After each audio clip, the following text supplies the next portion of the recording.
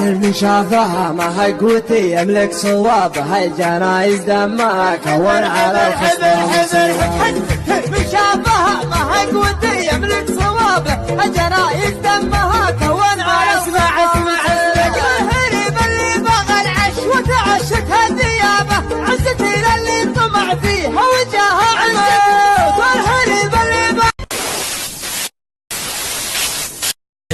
ما تعرف الخوف والذلة حزوة ما تعرف الخوف والذلة الله اللي عزنا علي شاني الله اللي عزنا علي شاني ربعي اللي تشهر سيفي وتسله ربعي اللي تشهر سيفي وتسله تلعب الاخصامي في كل ميداني تلعب الاخصامي في رغد ابنة الرئيس العراقي المخلوع صدام حسين عبرت عن فرحها بمجريات المؤتمر واعتبرته خطوة شجاعة تبشر بالخير.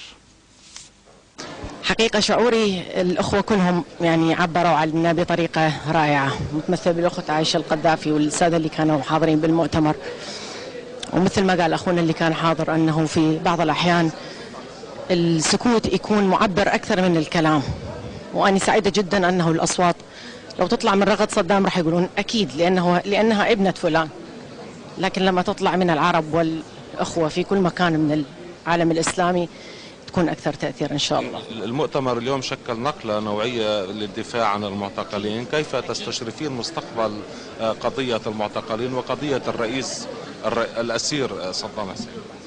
المؤتمر حقيقة خطوة شجاعة جدا وتبشر بخير إن شاء الله، والرئيس صدام أنتم مثل ما تعرفون هو بطل ويبقى بطل سواء كان في سجنه أو في خارج سجنه، والسجن مهما يطول يطلع إن شاء الله. إن شاء الله. ما هو تعليقك باختصار على المحاكمة التي ستجري في 19 من الشهر الجاري؟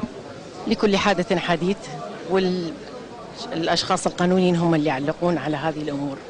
ما هي كلمتك للعراقيين في داخل العراق؟ أبطال، وهم أثبتوا على الساحة بأنهم أبطال.